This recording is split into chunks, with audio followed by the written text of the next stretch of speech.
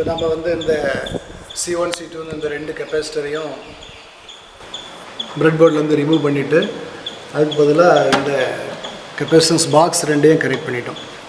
So எந்த இடத்துல இந்த கெப்பாசிட்டர் போட்டிருந்தோமோ அதே இடத்துல நம்ம என்ன செய்திருக்கிறோம், இந்த ரெண்டு வேரியபிள் கெப்பாசிட்டன்ஸ் பாக்ஸ் வந்து ஃபிக்ஸ் பண்ணிட்டோம். என்ன பர்பஸ்னால் நாம் இப்போ என்ன செய்யலாம், இதில் என்ன ஃபிக்ஸ்டு வேல்யூ, இது 100 மைக்ரோஃபாரட்னா ஒரே வேல்யூ தான். இங்கே வந்து நமக்கு இந்த டயலில் நம்ம என்ன வேல்யூ வைக்கிறோமோ அந்த கெப்பாசிட்டன்ஸ் வேல்யூ உள்ள சர்க்யூட்டில் இன்க்ளூட் ஆகும். அப்போ நமக்கு அதுக்கு கரஸ்பாண்டிங்காக ஃப்ரீக்குவென்சி வேரி ஆகும். அப்போ அந்த ஃப்ரீக்குவென்சி என்ன வருது அப்படிங்கிறத நம்ம பார்த்துக்கலாம். அதை வச்சு நம்ம தியரிட்டிக்கல் வேல்யூவும் எக்ஸ்பெரிமெண்டல் வேல்யூவும் ரெண்டும் மேட்ச் ஆகுதா அப்படிங்கிறத நம்ம என்ன செய்துக்கலாம், வெரிஃபை பண்ணிக்கலாம். So that is the purpose of this experiment. இப்போ நான் வந்து இங்கே வந்து 0.1 மைக்ரோஃபரட், அதாவது 100 நேனோஃபரட், C1லேயும் C2லேயும் ஒன்று போல் நான் வந்து 100 நேனோஃபரட் ஆர் 0.1 மைக்ரோஃபரட் கெப்பாசிட்டன்ஸை இன்க்ளூட் பண்ணியிருக்கிறேன். இப்போ நமக்கு வந்து இங்கே ஸ்கொயர் வேவ்ஸ் வந்து ஜெனரேட் ஆகுது. அந்த ஸ்கொயர் வேவ் வந்து CRO டிஸ்பிளே பண்ணுது.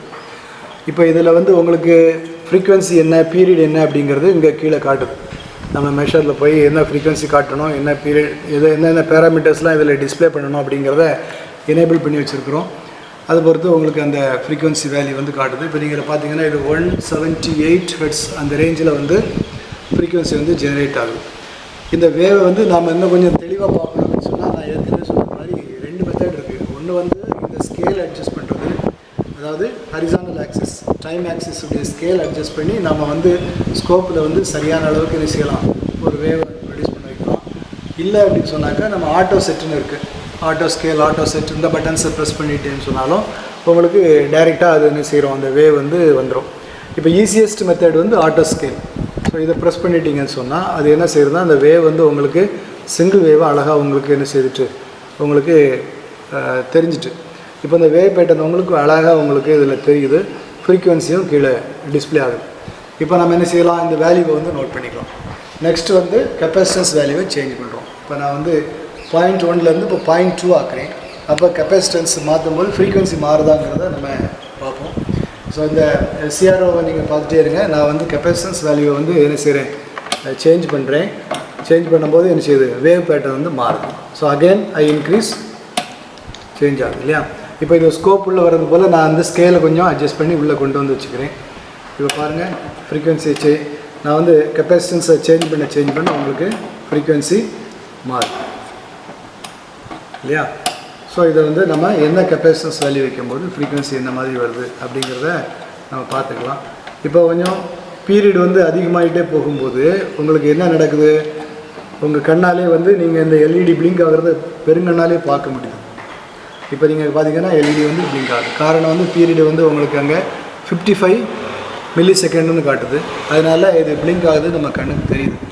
இதுவே வந்து இன்னும் கொஞ்சம் பீரியட் வந்து ரொம்ப குறைஞ்சிட்டு வச்சுக்கோங்க, ஃபாஸ்ட்டாக வந்து ஃப்ளிக்கர் ஆகும்போது நம்மளால் என்ன செய்ய முடியாது, நம்ம கண்ணால் அதை ரிசால்வ் பண்ணி அது பிளிங்க் ஆகுது அப்படிங்கிறத கண்டுபிடிக்க முடியாது. ஸ்டெடியாக வந்து க்ளோ ஆகிறது போல தெரியும். இப்படி தான் நம்ம வீட்டில் இருக்கக்கூடிய லைட்ஸ், டியூப் லைட்டு எல்லாமே நமக்கு ஆக்சுவலாக பிளிங்க் ஆக தான் செய்யுது. பட் அதனுடைய ஃப்ரீக்குவென்சி எப்படி, அதோடய ஃப்ரீக்குவென்சி வந்து 50 ஹெர்ட்ஸில் பிளிங்க் ஆகுது. அதனால் நம்மளால் என்ன செய்ய முடியாது, அது பிளிங்க் ஆகுது அப்படிங்கிறதே நம்ம கண்டுபிடிக்க முடியாது. இப்போ நான் உங்களுக்கு இதிலாக நான் ஃப்ரீக்குவென்சியை வந்து என்ன செய்கிறேன், சேஞ்ச் பண்ணுறேன். கெப்பாசிட்டன்ஸ் வேல்யூவை மாற்றிட்டே வரும்போது உங்களுக்கு ஃப்ரீக்குவென்சி வந்து மாறுது. நீங்கள் பாருங்கள், இப்போ இது வந்து ஃப்ளிக்கர் இல்லாமல் ஸ்டெடியாக எரியுது போல் தெரியுது. காரணம் இப்போ பாருங்கள், அங்கே வந்து பீரியட் வந்து 19 மில்லி செகண்ட்ஸ் இருக்குது. உங்களுக்கு இங்கே என்ன செய்யலை, LED வந்து இப்போ ஸ்டெடியாக க்ளோ ஆகிறது போல் தெரியுது. அது ஃப்ளிக்கர் ஆகுது அப்படிங்கிறத நம்மளால் கண்டுபிடிக்க முடியல. ஆனால் ஆக்சுவலாக அது ஃப்ளிக்கர் ஆகி தான் வருது. அது ஸ்கொயர் வேவ் தான் நம்ம ஃபீட் பண்ணுறோம். இந்த LEDலேருந்து லைட் வந்து விட்டு தான் வருது. இது விட்டுட்டு வந்தாலுமே நமக்கு வந்து அது விட்டுவிட்டு வர்றது போல் என்ன செய்யலை, தெரியலை, கண்டினியூஸ் க்ளோ போல் தெரியுது. இதை தான் நம்ம நிறைய லைட்டிங் சிஸ்டத்தில் LED லைட்டிங் மட்டும் இல்லை, ஈவன் நார்மல் டியூப் லைட்டில் கூட நமக்கு வந்து லைட் வந்து பிரேக் ஆகி தான் வரும். ஆனால் நம்ம கண்ணால் என்ன செய்ய முடியாது, அதை வந்து கண்டுபிடிக்க முடியாது. அதுதான் நம்ம பெர்சிஸ்டன்ஸ் ஆஃப் விஷன் அப்படின்னு சொல்லுவோம். ஈவன் நம்ம டெலிவிஷன் செட்டு கூட அந்த பிரின்சிபலில் தான் ஒர்க் ஆகிட்டு இருக்குது இல்லையா. இப்போ நம்ம என்ன பண்ண போகிறோம் அப்படின்னு சொன்னால், உங்களுக்கு கொடுத்துருக்கக்கூடிய அப்சர்வேஷன் மெட்டீரியலில் நீங்கள் இந்த டேட்டாவை எல்லாம் ரெக்கார்ட் பண்ணுறீங்க. ரெக்கார்ட் பண்ணதுக்கு பிறகு அதை நீங்கள் வந்து கால்குலேட் பண்ணி கால்குலேட்டட் வேல்யூ, ஆப்சர்வ்டு வேல்யூ, அதாவது கால்குலேட்டட் ஃப்ரீக்குவென்சியும் ஆப்சர்வ் ஃப்ரீக்குவென்சியும் மேட்ச் ஆகுதா அப்படிங்கிறத வெரிஃபை பண்ணுறீங்க. ரெண்டும் மேட்ச் ஆகுது அப்படி சொன்னால் என்ன அர்த்தம், நம்முடைய எக்ஸ்பிரிமெண்ட் வந்து சக்ஸஸ்ஃபுல்லாக இருக்குது, நம்முடைய தேரியை வந்து இந்த எக்ஸ்பிரிமெண்ட் வந்து சப்போர்ட் பண்ணுது அப்படின்னு அர்த்தம். ஸோ இதை நம்ம ஒரு எக்ஸல் ஷீட்டில் இப்போ பிளாட் பண்ணியிருக்கோம். அந்த எக்ஸல் ஷீட்டில் பிளாட் பண்ணி ஒரு கிராஃப் போட்டு பார்க்கும்போது நமக்கு வந்து செட் 1ல் வந்து கொஞ்சம் எக்ஸ்பிரிமெண்டல் டேட்டாவுக்கும் அப்சர்வ் டேட்டாவுக்கும் இடையில் மிஸ்மேட்ச் தெரியுது. செட் 2 டேட்டாவில், அதாவது செகண்ட் செட் ஆஃப் அப்சர்வேஷனில் நம்ம பெர்ஃபெக்டாக மேட்ச் ஆகிருக்கு. ஓகே.